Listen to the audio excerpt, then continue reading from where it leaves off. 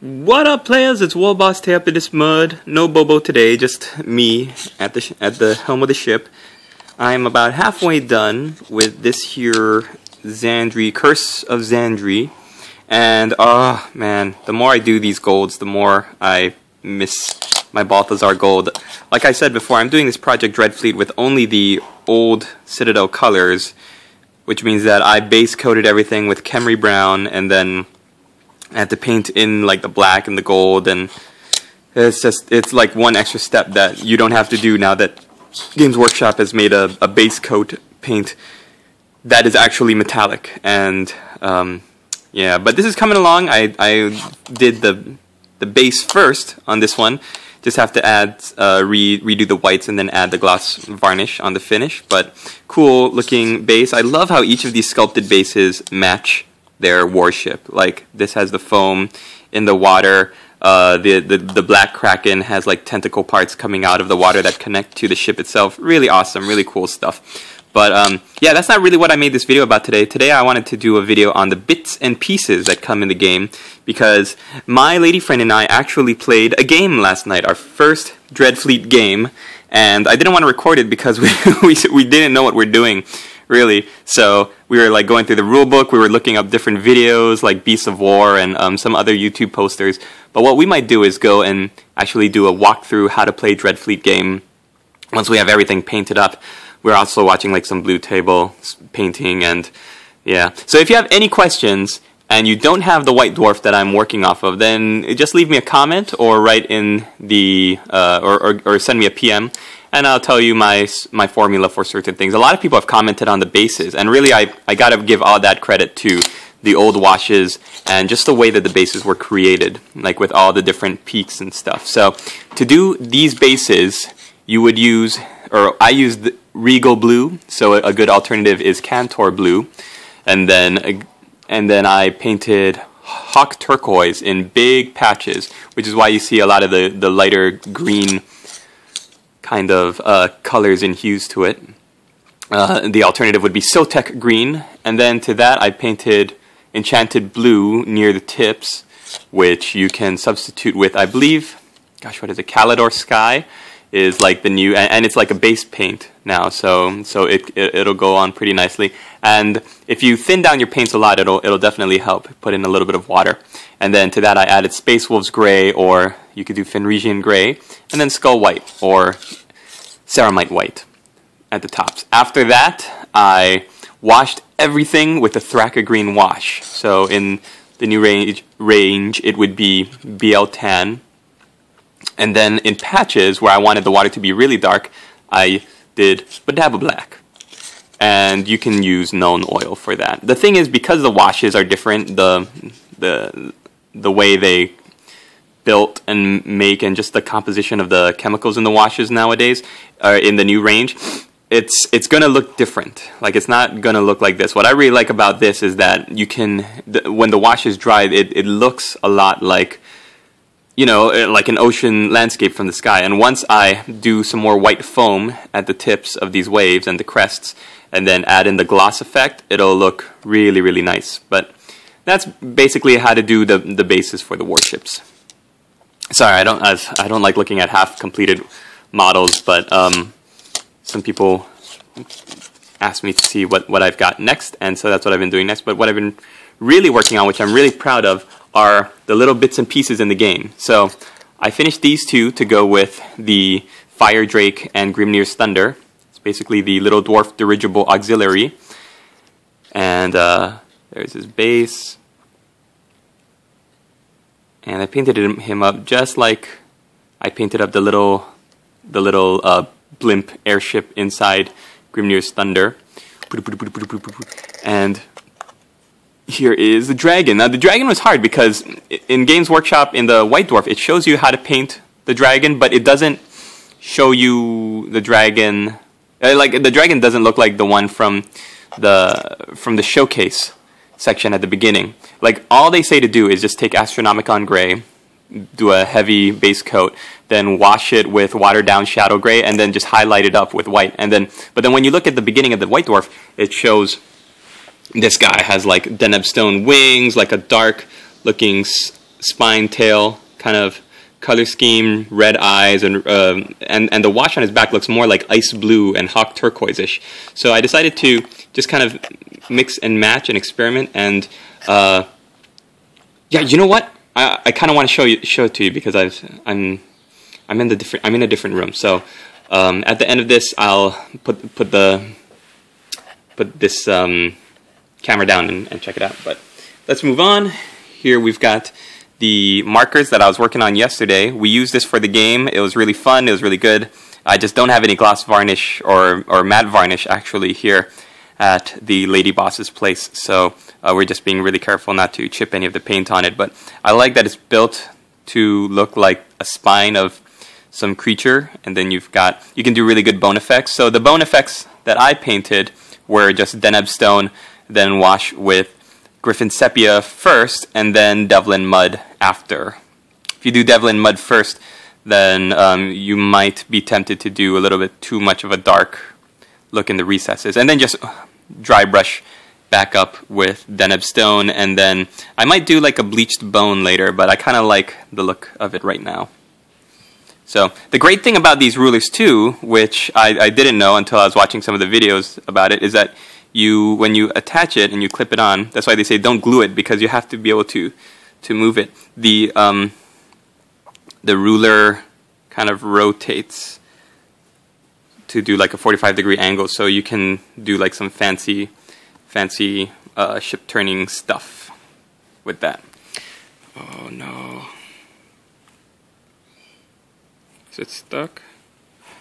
Yeah, I don't want to work it too much because they kind of clip in really well. Oh, I hope I wasn't meeting the mic on that. They clip together really well. So when you unclip them, yeah, if your thing isn't varnished and sealed, you might scratch it if you like rub your fingernail too hard against it. But really fun, really easy to paint, really easy to paint. Next things are the two ship-facing little compass-looking guys. These are great. They were pretty easy to paint. After I spray primed it, just like everything else, I painted Khemri brown on all the gold parts, and then went over it again with dwarf bronze, I believe, and then Deneb stone for all the skeleton stuff. Washed with Devlin mud and Griffin sepia, and then dry brushed this little guy here in the center with Deneb stone and then bleached bone. So you get some really nice highlighting, especially with the dry brush. Did it twice because you get two, one for each opponent. What does this say? And from the brine we claw the deep. And the last things were this little Skull Island guy. Skull Island. And it's funny because when you follow the White Dwarf guide, it shows you some really weird, like I've never painted stone by doing Caridon granite and then Tausept ochre, which is like a yellow dry brush. And when I first did it, I was like, oh no, this looks like terrible. But then after you dry brush over that with with a gray, and then you wash it with a green wash, it has this really nice, like realistic looking green. Like it's as if like algae is growing on it, and it looks really cool. And spooky, ghostly ship remains here. Did the same effect for here, which is like basically Astronomicon gray. Then you wash it with Thraka green, and then you dry brush highlight with Astronomicon gray again. So it gives you a nice ghost ship, spooky looking. And my lady friend compared it to a Scooby-Doo ghosts with like this greenish glow on it. But and then a great thing about these pieces is that they come with, you know, wave and water areas, so you can do your wave effects. And I did that. I put gloss varnish. I gotta wait till I go back to my other place and get some water effects, because over here I just have the old Citadel paints and stuff. So, all right, let's.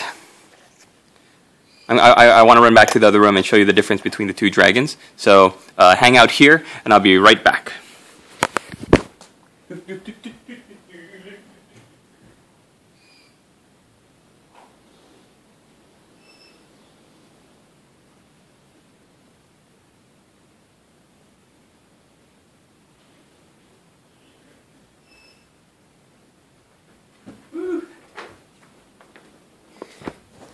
You can kind of hear Bobo screeching downstairs.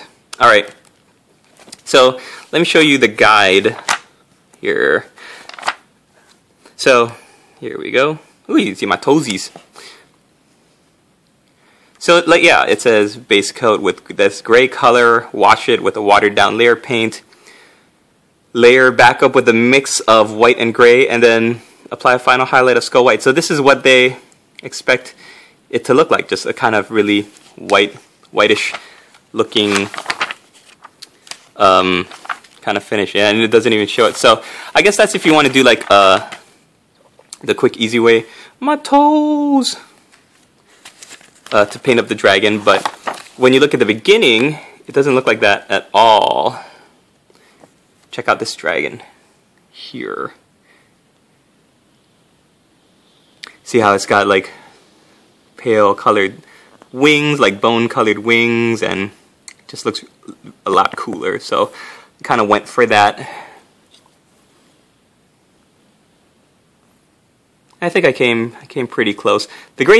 Well, I don't know if it's a great thing, but the cool thing about painting using Games Workshop colors for so long is that after a while you get kind of used to, I guess, the way certain colors look. So I'm pretty confident when recreating certain looks. Like I can open a magazine and kind of see what a color scheme is and kind of name the colors in the old range. I could do it in the old range. I can't really do it in the new range, but yeah, I'm pretty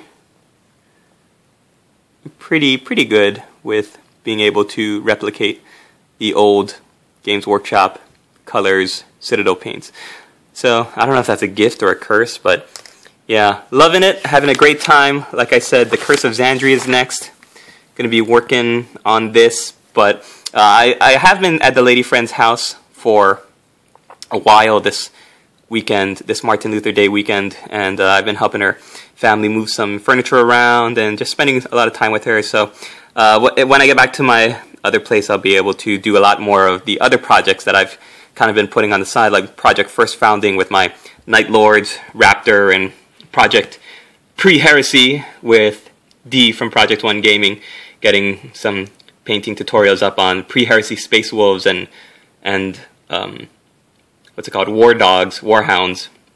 So thanks everybody for following this little project, and definitely as soon as the lady boss and I get a little bit more comfortable with how we're playing the game, like last night we were so bad with the rules, and it came to the point where we just, like, we were shooting at each other, nothing was happening, so we just boarding action and just spent like the next hour just duking it out until our warship sank. But yeah, fun game, and she was like lording it, so she won, and she was like lording it over me the whole night. She was like, I won the pirate game, I won, let's play again, and I was like, ugh. But it's cool. I love that she's playing, and she's getting in the hobby. She's actually painting this one up, but she's having a hard time, just because it's so much detail. I mean, all of them are with such a small scale, but I'm enjoying all this time I'm spending with her and really having a good time. And we were cleaning up the house yesterday, that's why she had those giant rocks, and I was like, oh my gosh, what are those things? I guess they were bookends, but never seen anything like them. Or geodes, or what do you call them? Geodes? I've been reading a lot of the comments. Alright, that's it, latest players.